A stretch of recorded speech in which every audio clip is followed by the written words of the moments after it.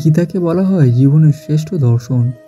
প্রতিটি মানুষের জীবনে চলার পথ ঠিক কেমন হওয়া উচিত তার দিশা গীতার মাধ্যমে সবাইকে দেখিয়ে গিয়েছেন শ্রীকৃষ্ণ।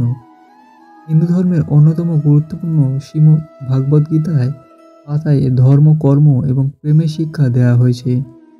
গীতার বাণী শুধু আমাদের জীবন দশায় নয়, মৃত্যু পরবর্তী সময়ের জন্য সমান গুরুত্বপূর্ণ।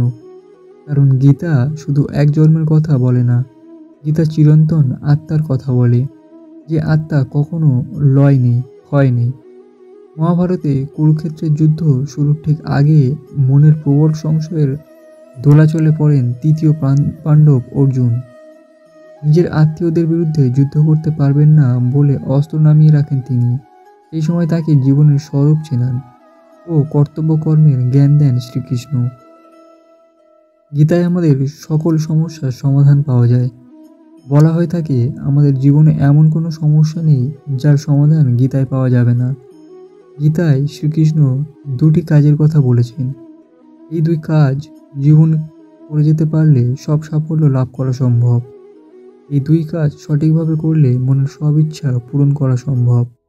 জেনে নিন গীতায় সাফল্য লাভের কী পথ দেখিয়েছেন শ্রীকৃষ্ণ। গীতায় শ্রীকৃষ্ণের দেওয়া উপদেশ।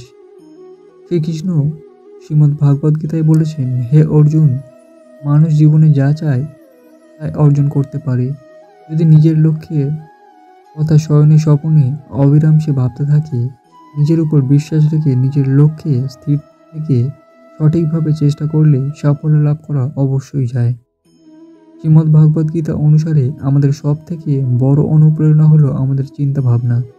তাই বড় কিছু চিন্তা করুন এবং মনকে সবসময় বলুন যে আমি পারবো। শ্রীকৃষ্ণ বলেছেন, খুব রাগ হয়ে গেলে তখন একটু থামুন। রাগের মাথায় যে কোনো কথা বলবেন না, কোনো কাজ করবেন না। ভুল করলে নিজের মাথা নত করে তা মেনে নিন, তাহলেই এই পৃথিবী সবসময় সমাধান হওয়া সম্ভব।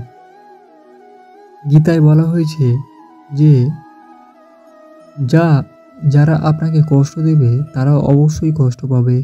আপনি সৌভাগ্যশালী হলে সেই ব্যক্তি শাস্তি পাওয়ার দৃশ্য আপনি নিজের চোখে দেখতে পাবেন।